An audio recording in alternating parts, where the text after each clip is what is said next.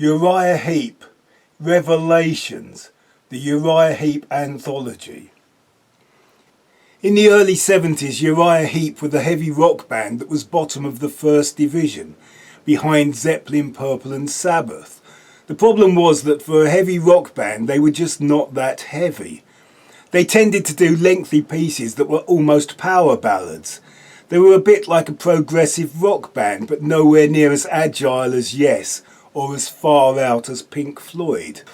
Their epic songs were a bit like big 60s numbers, like Barry Ryan's Eloise, or even MacArthur Park. They were more poppy than Deep Purple were at the time.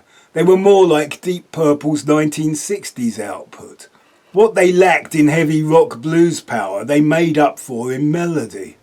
Though the lyrics were very much of their time, the tunes are big.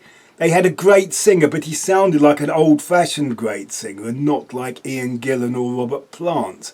The things they did have, that were not a big plus for me at the time, were a big swirling Hammond organ and perfectly executed harmony vocals.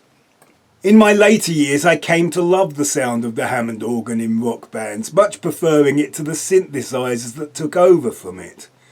But it is the harmonies that now please me most.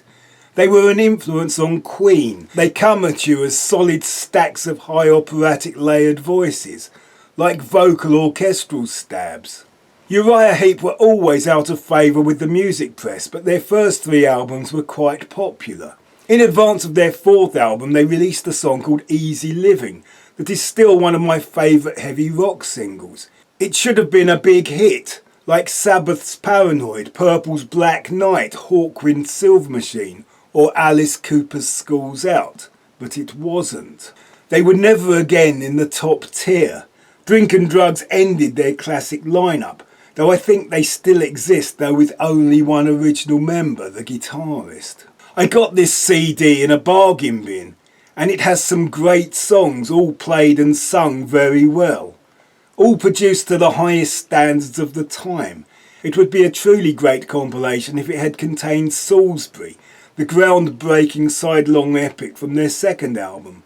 A piece with an orchestra where the orchestra played with the band, as opposed to the Deep Purple concerto where mostly the band and orchestra played separately. Revelations, Uriah Heep.